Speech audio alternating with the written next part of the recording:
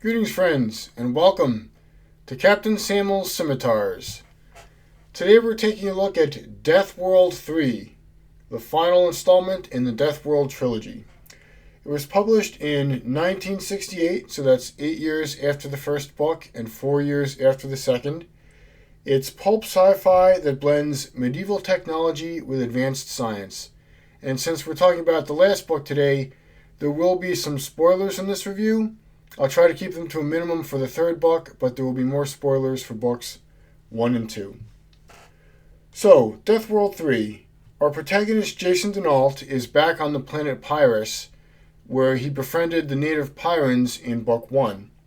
Now, at the end of Book 1, he taught the native Pyrans that if they stopped fighting the planet would stop fighting them, and they could live in peace.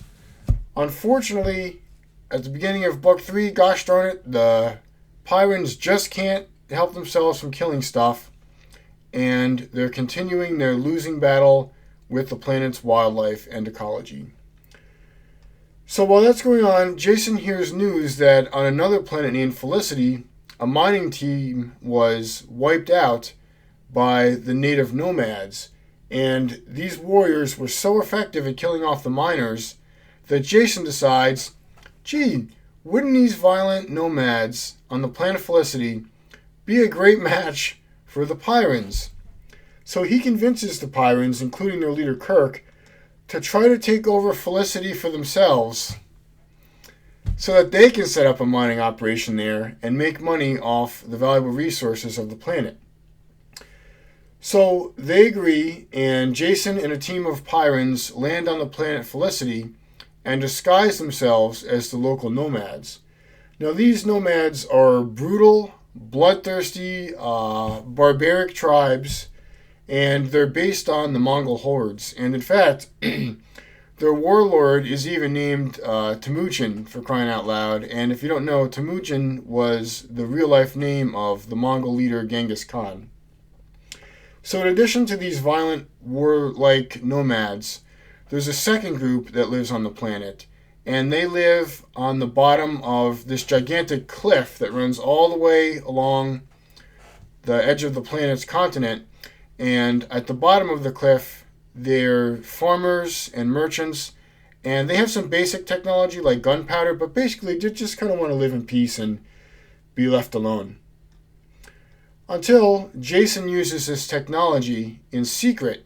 So, for example, if he has a advanced steel sword, he'll pour a little bit of acid on the end of it to make it look like it's old or cheap iron like the rest of the nomads have. And then he just goes around, chopping through everybody else's swords and stuff like that. So he uses his technology in secret to help Temujin slaughter and conquer all of the other nomadic tribes. And then he helps him find a way to get down off the cliffs to then slaughter and conquer the agrarian society that lives on the bottom of the cliff. So then with nothing left to conquer, Temujin loses his ambition basically and says, well, I've killed everything there is to kill. Guess there's no point in living. Gets in a stupid fight with Kirk, the leader of the Pyrans, and gets himself killed. And then the end, Kirk, the Pyran leader, is now leader of the nomads. He rules the planet, and they set up their mining operation, make money, and the planet is now in the hands of the Pyrans.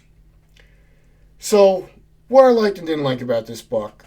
It was full of action. I was never bored. When I read the second book, I skipped some things and found it pretty dull. That wasn't the case with Book 3. It was full of exciting action sequences.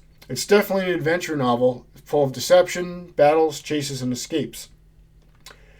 But aside from all the blood-pumping action and blood-pouring action, it's kind of a violent book, I had some problems with its plot. And my big one was that it retcons the ending of the first book. So at the end of the first book, the Pyrans learned to live in peace with their planet. It was kind of like this optimistic thing of, wow, if we stop creating all this conflict, we might be able to live in peace with our planet. All that goes right out the window, and the war with the planet continues as if they never learned anything at all from the first book. So that was pretty disappointing.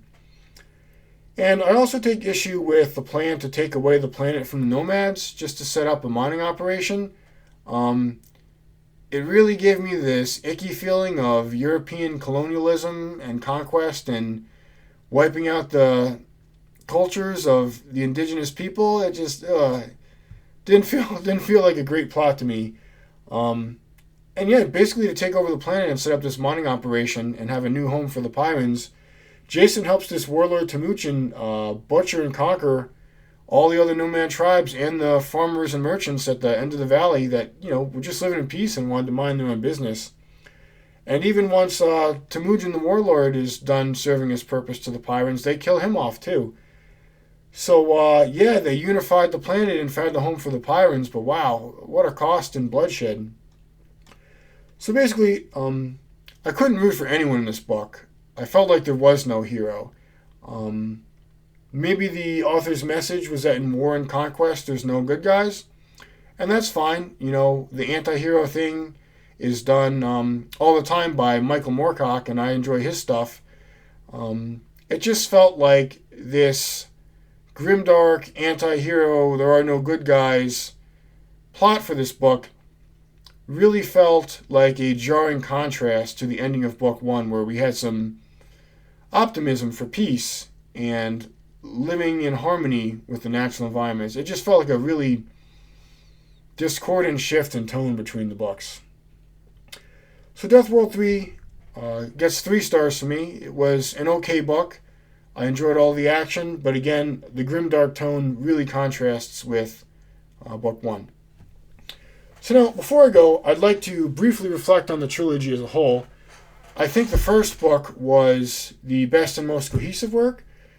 Book 2 felt out of place and dull, with a lot of long-winded descriptions of how to build scientific gizmos from parts that you find in the desert.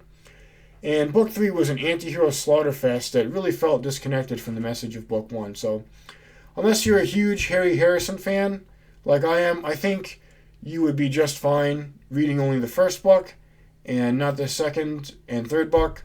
You wouldn't really be missing out on anything too spectacular. So yeah, if you're interested in trying Harry Harrison, just give book 1 a try. Also, I just want to say that part of why I formed this channel is to develop my skills as a writer.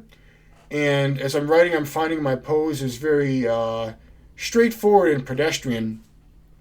So I've been practicing with expressing lofty, high ideals with poetic prose and elegance. And so I'd like to try that with summarizing all 3 books. Here we go. Deathworld 1, don't start no shit, there won't be no shit. Deathworld 2, science is the shit. Deathworld 3, we're taking your shit. Alright, thanks for watching and stay poetic.